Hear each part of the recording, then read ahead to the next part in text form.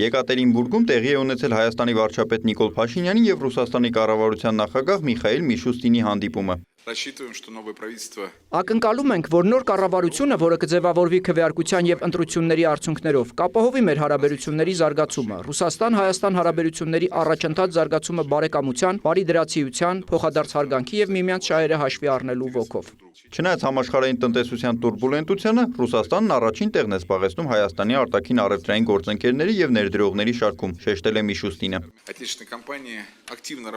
Հայրենական ընկերություններն ակտիվորեն աշխատում են Հայաստանի հանքարդյունաբերության, մեքենաշինության, տրանսպորտային ենթակառուցվածքների, էներգետիկայի, այդ թվում խաղաղ ատոմի, ինչպես նաև թվային տնտեսության ոլորտներում։ Կարևոր է, որ Հայաստանի կառավարությունը շարունակի հարմարավետ ռեժիմ ստեղծել ռուսաստանյան ներդրողների գործունեության համար և ապահովի նրանց իրավունքների ու օրինական շահերի պահպանումը։ Ռուսաստանը կարևորում է հայ գործընկերների հետ մշակութային և հումանիտար գործակցությունը և առաջարկում են շարունակել մշակութային օրերի, ցուցահանդեսների, փառատոների անցկացման ավանդույթը, ամրապնդել կրթական, երիտասարդական միջոցառումները, ցուցահանդեսներն ու համաժողովները։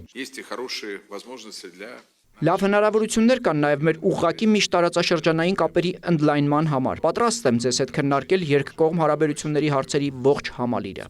Այս հանդիպումը շատ լավ առիթ է երկու երկրների հարաբերությունների օրակարգի ողջ շրջանակը քննարկելու համար, Հայաստանի վարչապետն է ընդգծել իր խոսքում։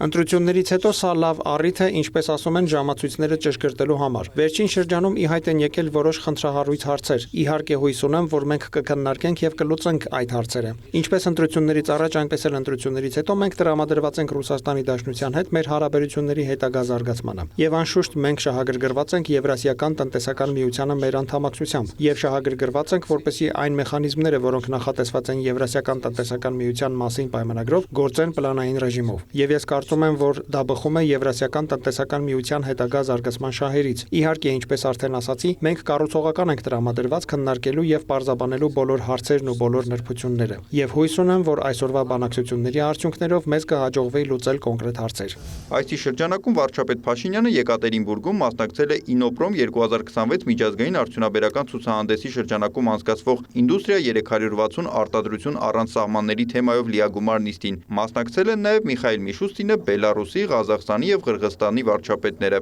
Մինչ նիստը նրանք նախ շրջայց են կատարել ցուցահանդեսի տաղավարներում, ծանոթացել ներկայացված արտադրանքին։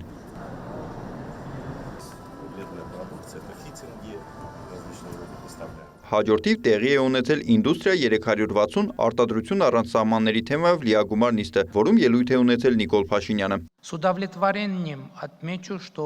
Գոհունակությամբ պետք է նշեմ, որ Հայաստանի արդյունաբերությունը վերջին տարիներին կայուն աճ է գրանցում։ 2025 թվականի արդյունաբերական արտադրանքի ծավալի աճը 2024 թվականի համեմատ կազմել է 4,7%, իսկ ընթացիկ տարվա 4 ամսում 13% նախորդ տարվա նույն ժամանակահատվածի համեմատ։ Վերամշակող արդյունաբերությունը վերջին 9 տարիների ընթացքում աճել է 2 անգամ։ Միկրոէլեկտրոնիկայի, կենսադեղագործության և ռոբոտաշինության զարգացումը խթանում է հիմնարար և գիտական մշակումների պահանջարկը, մասնագիտական կրթության համակարգի արդիականացումը և ձևավորում որակապես նոր աշխատաշուկա։ Նիկոլ Փաշինյանի խոսքով Հայաստանի արդյունաբերական քաղաքականության առանցքային ուղղություններից մեկը գիտատար արտադրությունների ձևավորումն է, որոնք ապահովում են տեխնոլոգիական զարգացում, գործընթացների օպտիմալացման, թվայնացման, արհեստական բանականության տեխնոլոգիաների և տվյալների վերլուծության ներդրման հաշվին։ Այսպիսի մոտեցումը բարձրացնելով ոլորտի ներդրումային գրավչությունը կառագացնի տեխնոլոգիաների տրանսֆերը և պայմաններ կստեղծի բարձր ավելացված արժեքով արտադրանքի թողարկման համար։ Նորարարական զարգացման մեր ռազմավարությունն է ապահովել կայուն աճ հաշվի առնելով համաշխարհային տեխնոլոգիական միտումներին ինտեգրումը և արժանի տեղ զբաղեցնել տեղեկատվական տեխնոլոգիաների ու բարձր տեխնոլոգիական արդյունաբերության համաշխարհային քարտեզի վրա։ Վերջին շրջանի լայնածավալ ներդրումները վկայում են այն մասին, որ գնալով ավելի է մեծանում մեր երկրի որպես բարձր տեխնոլոգիաների ոլորտում երկարաժամկետ ռազմավարական տեսլական ունեցող հուսալի գործընկերոջ ընկալումը։